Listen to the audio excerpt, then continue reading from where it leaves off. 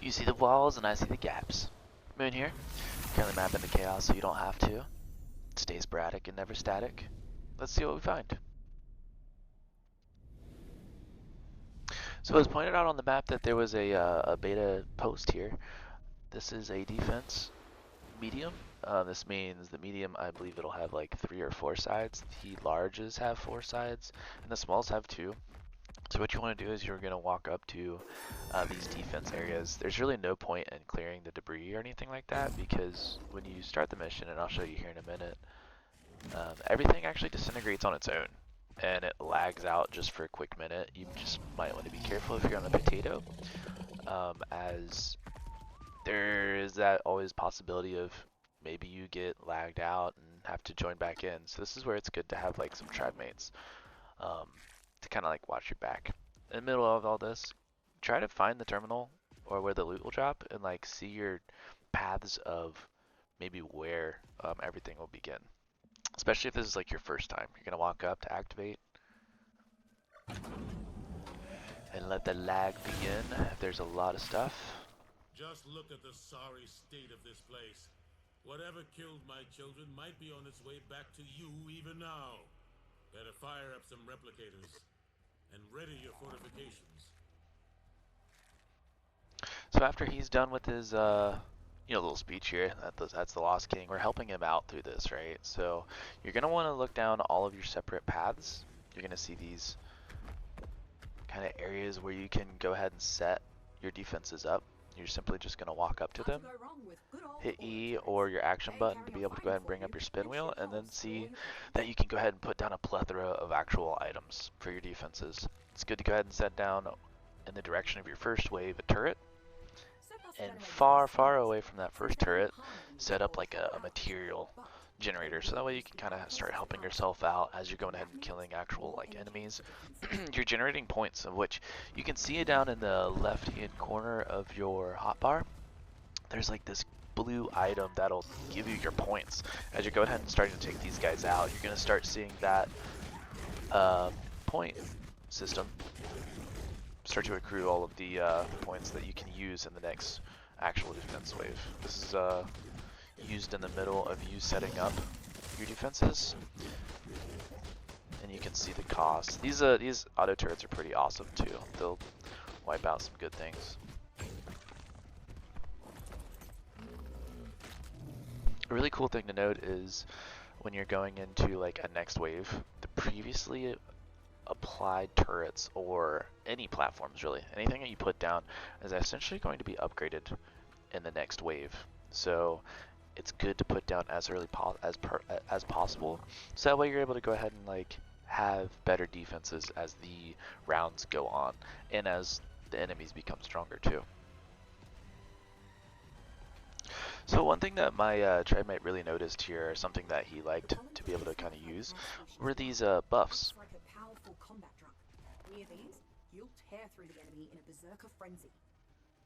Exactly what Helena said there. It makes you faster, and it also actually buffs your damage output.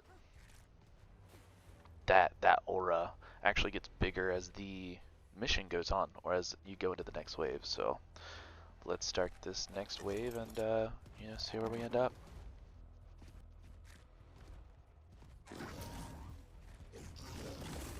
By the way, I'm speeding up these waves just to make it a little bit faster and a little bit smaller of a video. So if you notice, the turrets are firing super fast, and our Ostons are moving quite fast. Please don't mind it.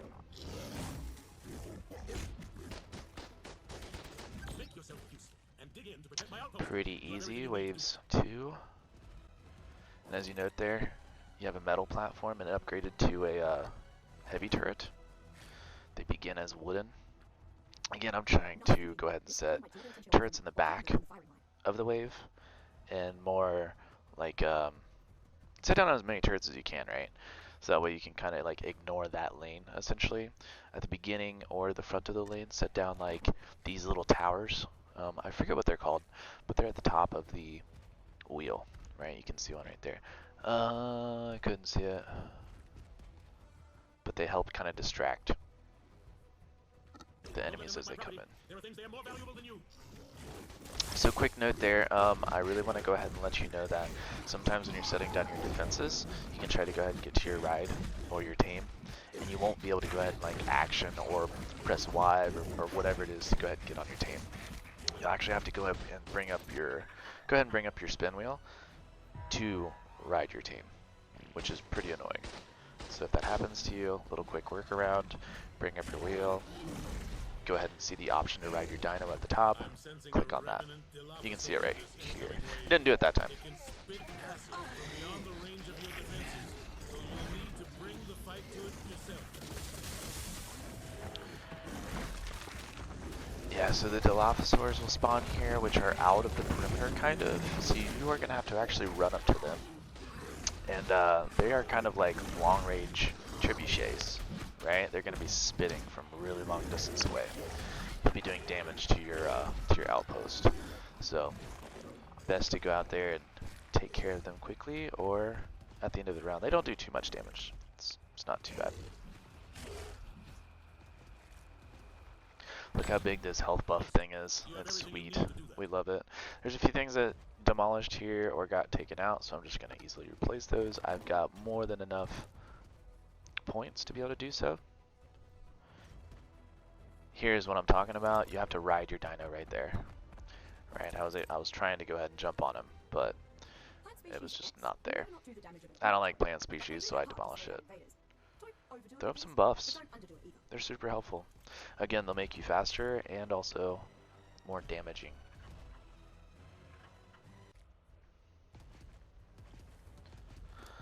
Now, I believe on this next one, you'll see or notice that I have shotguns and rockets. There is actually a Bronto that appears, which is pretty powerful. I tested this in single player, and no tames will actually really do damage to them. They will push them back, which knockback is really helpful here.